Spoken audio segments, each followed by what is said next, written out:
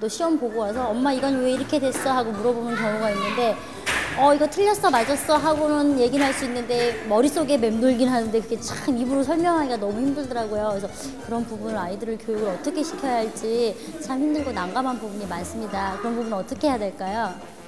네, 저는 아이가 시험을 보고 오면 일단 아이한테 너가 오늘 생각했던 것만큼 최선을 다해서 시험을 봤는지 그거부터 물어보고요. 아이들을 위해서 많은 것을 얘기를 하지만 그런 아이가 원하는 것이 무엇인지 일단 그걸 한 번 더 좋은 방법이 있었으면 엄마의 마음으로는 잘 받아오고 왔으면 하는 마음이지만 그것보다는 먼저 잘했다, 수고했다는 말을 먼저 해주고요.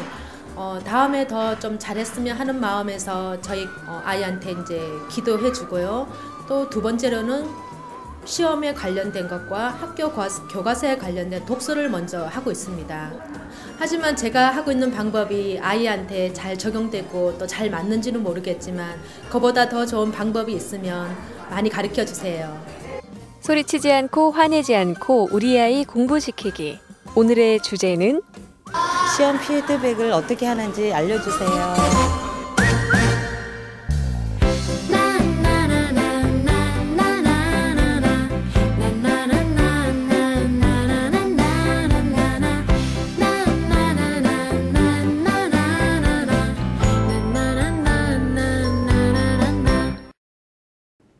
안녕하세요. 소리치지 않고 화내지 않고 우리 아이 공부시키기 고봉익입니다. 시험 피드백은 꼭 해야 됩니다. 왜냐하면 시험을 보는 진짜 이유가 몇 점 받았는지 몇 등 했는지를 알기 위해서 보는 게 아니고요. 내가 앞으로 어떤 공부를 더 해야 될지 알기 위해서 보는 거거든요. 그래서 사실 대부분의 교육 선진국은 심지어는 시험 점수나 시험 결과를 공개하지 않죠. 그래서 친구들끼리 몇 점 받았는지 몇 등 했는지를 알 수가 없습니다. 그리고 시험 기간에 열심히 공부하고 나서 시험 끝나고 나서 노는 학생들보다 시험 끝나고 나면 오히려 독서실이 더 붐빈다고 하죠. 많은 선진국들은. 왜냐하면 시험 공부하는 것보다 더 중요하게 여기는 게 시험 피드백을 하는 것이기 때문에 그렇습니다. 시험 피드백을 하지 않으면 많은 학생들이 중고등학교 때 2개월의 악순환에 빠지게 됩니다. 2개월의 악순환이란 바로 중간기말, 중간기말, 중간기말, 중간기말 이 수능까지 이어지는 이 시험의 이 두 달의 사이클을 말하는데요.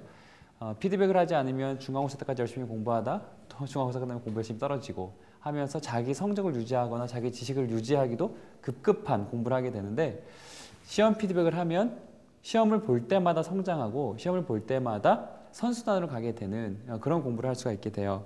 그래서 시험 피드백은 단순히 오답을 분석하기 위해서 단순히 내가 학교 수행을 내줬으니까 해야 된다라는 그런 의무감 때문이 아니라 내 삶 속에서 지식을 제대로 쌓기 위해서 그리고 진정한 공부를 하기 위해서 꼭 필요하다고 생각을 하고 해야 되고요. 실제로 상위 1% 학생들에게는 이 시험 피드백 습관이 공통적으로 거의 있는 것으로도 밝혀졌죠. 시험 피드백은 단순히 오답을 분석하고 오답 노트를 적는 것을 말하는 게 아니고요. 내가 시험을 이제 준비하는 과정에서 세웠던 목표부터 그 과정에 대한 평가와 분석 그리고 다음 시험에 대비하는 새로운 전략 수립까지를 시험 피드백이라고 합니다. 그래서 누구나 쉽게 시험 피드백을 하기 위해서 제가 제시해 드릴 수 있는 방법이 세 가지인데요. 이 세 단계로 시험 피드백을 하면 쉬울 것 같아요. 첫 번째 단계는 바로 과목별 오답을 분석해 보는 거고요. 두 번째는 과목별 공부법을 또 분석을 해보는 거고 마지막 세 번째는 시험 준비 기간의 생활에 대한 분석을 해보는 겁니다. 과목별 오답 분석이란 말 그대로 과목별로 틀린 문제들을 분석하는 걸 말합니다. 그런데 이때 단순히 틀린 문제들을 오답 노트에 적는 것으로 하지 말고요. 다음과 같이 좀 분리해서 분석을 하면 도움이 됩니다. 예를 들면 이 문제는 내가 개념 이해가 부족해서 틀린 것 같다. 이 문제는 내가 암기를 못해서 틀린 것 같다. 또는 이 문제는 내가 실수해서 틀린 것 같다. 뭐 이런 식으로. 그리고 실수해서 틀렸다고 하더라도 예를 들면 내가 문제를 잘못 읽어서 틀렸다라든지 아니면 계산 과정에서 실수가 있었다라든지 이런 것들을 분석하면서 오답을 분석하면 훨씬 더 다음에 오답을 틀리지 않을 가능성이 높아집니다. 그리고 그 분석한 표나 분석한 노트를 가지고 친구들끼리 또는 엄마 아빠와 또는 가족이랑 같이 그것들을 이렇게 나누는, 깨달은 것을 나누는 시간을 가져보는 것도 굉장히 도움이 됩니다. 물론 이때는 서로 감정적으로 비판하거나 지적하는 것은 절대 삼가야 하죠. 많은 학생들이 공부를 하는 과정에서 자신만의 공부법을 찾아 나가는 경우가 있습니다. 하지만 또 많은 학생들이 엄마가 시키는 대로 무작정, 또는 학원 선생님이나 과외 선생님이 시키는 대로 무작정 공부를 하는 경우가 있고요. 또는 혼자서 누가 시키지 않아서 열심히 하긴 하지만 잘못된 방법으로 열심히 하는 경우도 많이 있어요. 그래서 시험 공부를 할 때 내가 어떤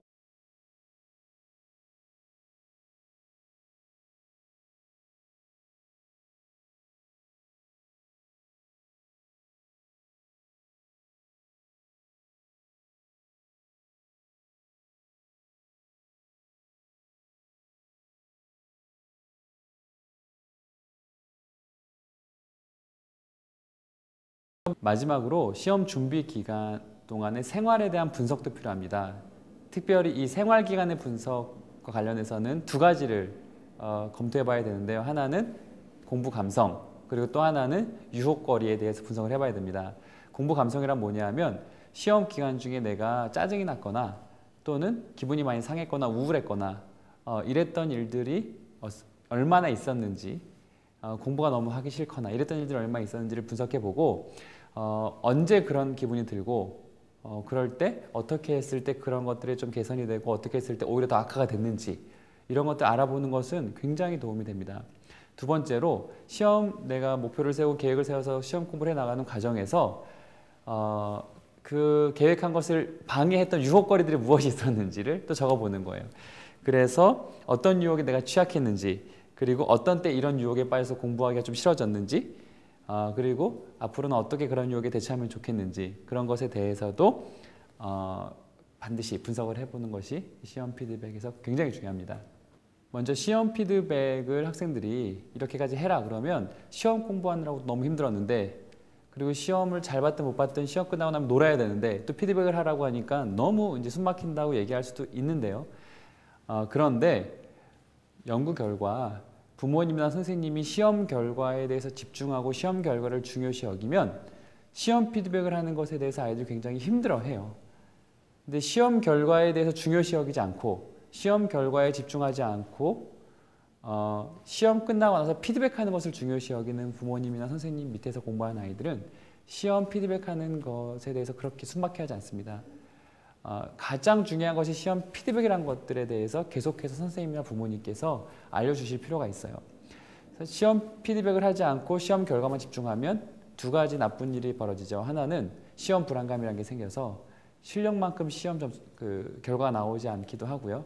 두 번째는 시험 보고 나서 피드백을 하는 것이 힘들기 때문에 시험 보고 나면 놀아야 될 것 같기 때문에 성장이 없어지는 거예요. 반대로 시험 결과에 별로 중요시하지 않더라도 피드백을 중요시하면 아이들은 시험 보고 나서 계속해서 성장하는 그런 아이들로 자라나게 될 겁니다.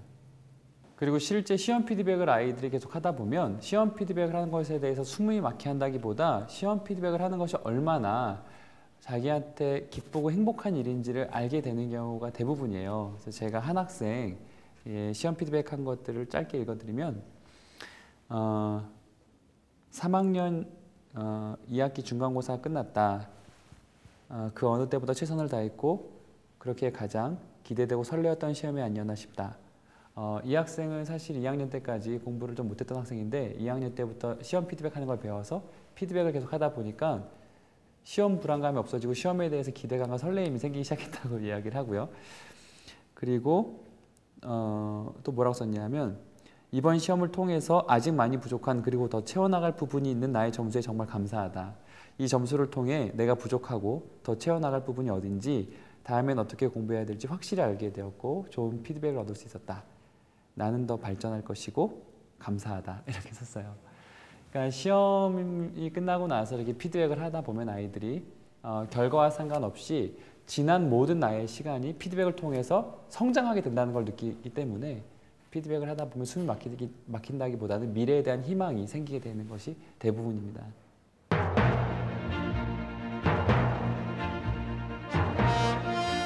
시험이 끝나고 어떻게 피드백을 해야 할지 몰라 답답해하는 오늘의 주인공을 위한 고봉익 대표의 해결책.